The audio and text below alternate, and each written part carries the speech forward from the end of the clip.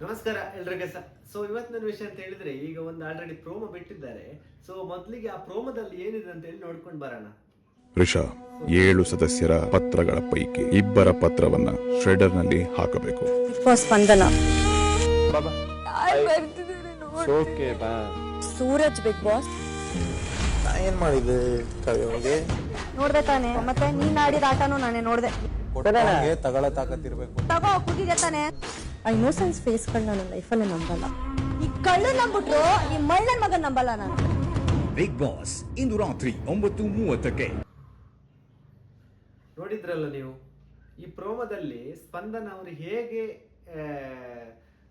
7 ಜನರ ಪೈಕಿಯಲ್ಲಿ 7 ಜನರ ಲೆಟರ್ ಇರ್ತದೆ, ಅದರಲ್ಲಿ 2 ಜನರದ್ದು ಲೆಟರ್ ಅನ್ನು ಸ್ಪಂದನ ಅವರು ಇದು ಮಾಡ್ತಾರೆ, ಏನಂತ ಹೇಳಿದ್ರೆ ಹರಿದಾಕ್ಬಿಡ್ತಾರೆ. ಸೊ ಇದು ಇದರಲ್ಲಿ ಸ್ಪಂದನ ತುಂಬಾ ಬೇಸರ ಆಗ್ತದೆ. ಸ್ಪಂದನೆಗೆ ನೀವು ಕರೆಕ್ಟಾಗಿ ಒಬ್ಸರ್ವ್ ಮಾಡಿದ್ರೆ ಉಂಟಲ್ಲ, ಫಸ್ಟಿಂದ ಹಿಡಿದು ಬಿಗ್ ಬಾಸ್ ಮನೆಗೆ ರಿಷಾ ಯಾವಾಗ ಎಂಟರ್ ಆದ್ಲು ನೋಡಿ, ಅಲ್ಲಿಂದ ಹಿಡಿದು ಇಲ್ಲಿಯವರೆಗೆ ಸ್ಪಂದನನನ್ನು ಟಾರ್ಗೆಟ್ ಮಾಡ್ತಿದ್ದಾಳೆ ರಿಷಾ. ಪ್ರತಿ ದಿನ ನನಗೆ ಸ್ಪಂದನ ಹೀಗೆ ಇಲ್ಲ, ಸ್ಪಂದನ ಆಚೆ ಇರುವುದೇ ಬೇರೆ, ಇಲ್ಲಿ ಬಂದು ನಾಟಕ ಮಾಡ್ತಾಳೆ, ಹಾಗೆ ಹೀಗೆ ನಾನು ಮೊದಲು ನೋಡಿದ್ದೆ, ಇದೆಲ್ಲ ಸುಮ್ಮನೆ ಹೇಳ್ತಿದ್ದಾರೆ ಅಂತ ಹೇಳಿದ್ರೆ. ಸ್ಪಂದನ ಹೇಳುವ ಪ್ರಕಾರ ಎಷ್ಟೋ ವರ್ಷದ ಹಿಂದೆ ಸ್ಪಂದನನನ್ನು ನೋಡಿದ್ಲಂತೆ ರಿಷಾ ಯಾವುದೋ ಒಂದು ಇದರ ವಿಷಯದಲ್ಲಿ.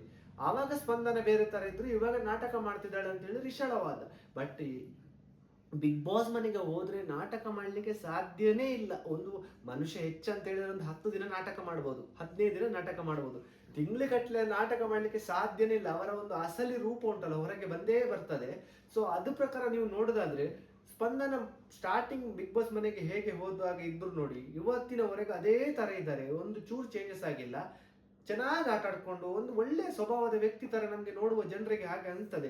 ಬಟ್ ಆ ರಿಷನಿಗೆ ಯಾಕೆ ರಿಷಾ ಈಗ ಅಶ್ವಿನಿ ಅವ್ರದ್ದು ತಂಗಿಯಾಗಿ ಬಿಹೇವ್ ಮಾಡ್ತಿದ್ದಾರೆ. ಸೊ ರಿಷನನ್ನು ಕಂಡ್ರೆ ಅಂತೂ ಜನರಿಗೆ ಕೋಪ ಅಂದ್ರೆ ಅವಳನ್ನು ಹೇಳಿ ಪ್ರಯೋಜನ ಇಲ್ಲ ನೋಡಿ, ಅಷ್ಟು ಸಿಟ್ಟಾಗಿದ್ದಾರೆ ರಿಷನ ಮೇಲೆ. ಸೊ ಏನೇ ಆಗ್ಲಿ, ಇನ್ನೊಂದು ಕಳ್ಳನನ್ನು ನಂಬೋದು, ನೀನ್ ಮಳ್ಳನ ಮಗನನ್ನು ನಂಬಲಿಕ್ಕೆ ಸಾಧ್ಯ ಇಲ್ಲ ಅಂತ ಹೇಳಿ ನೀನ್ ಮಳ್ಳನ ಮಗ ಅಂತ ಹೇಳಿ ಸೂರಜ್ಗೆ ಹೇಳಿದ್ದು. ಸೂರಜ್ಗೆ ಏನಕ್ಕೆ ಹೇಳಿದ್ದಂತ ಹೇಳಿದ್ರೆ, ಇವರು 3 ಜನ ಒಂದೇ ಇದ್ರು ಲಾಸ್ಟ್ ವಾರದಲ್ಲಿ. ಸುದೀಪ್ ಸರ್ ಯಾವಾಗ ಇವರಿಗೆ ಸೂರಜ್ಗೆ ಬುದ್ಧಿ ಹೇಳಿ ಹೋದ್ರು ನೋಡಿ, ಅದಾದ ಬಳಿಕ ಸೂರಜ್ದು ಆಟ ಚೇಂಜ್ ಮಾಡಿಕೊಳ್ಳಿ. ಇಲ್ಲದಿದ್ರೆ ರಿಷಾ, ರಾಶಿಕಾ, ಸೂರಜ್, ಅಶ್ವಿನಿ ಇವ್ರದ್ದು 4 ಜನದ ಒಂದು ಗ್ಯಾಂಗ್ ಇತ್ತು. ಲಾಸ್ಟ್ ವಾರದಲ್ಲಿ ರಿಷನ್ ಜೊತೆನೇ ಇದ್ದದ್ದು ಸೂರಜ್.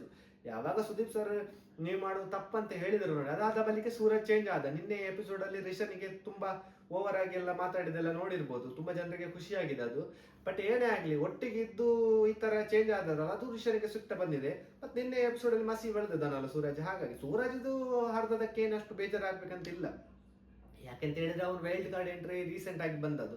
ಬಟ್ ಸ್ಪಂದನ ಸ್ಟಾರ್ಟಿಂಗ್ ಇಂದಾನು ಇದ್ದಾಳೆ. ಸೊ ಅವಳಿಗೊಂದು ಪತ್ರ ಓದ್ಬೇಕಂತ ಹೇಳಿ ಒಂದು ಆಸೆ ಇರ್ತದಲ್ಲ. ಬಟ್ ಏನೋ ಮಾಡೋಕ್ಕಾಗಲ್ಲ, ಬಿಗ್ ಬಾಸ್ ಅಂತ ಹೇಳಿದ್ರೆ ಎಲ್ಲ ಟಾಸ್ಕ್ ಅನ್ನು ಫೇಸ್ ಮಾಡ್ಲಿಕ್ಕೆ ರೆಡಿ ಇರಬೇಕು. ನಿನ್ನ ಎಷ್ಟು ಮನಸ್ಸು, ನಿನ್ನ ಎಷ್ಟು ಸ್ಟ್ರಾಂಗ್ ಇದೆ ಅಂತ ಹೇಳಿ ನೋಡೋದೇ ಒಂದು ಆಟ ಬಿಗ್ ಬಾಸ್.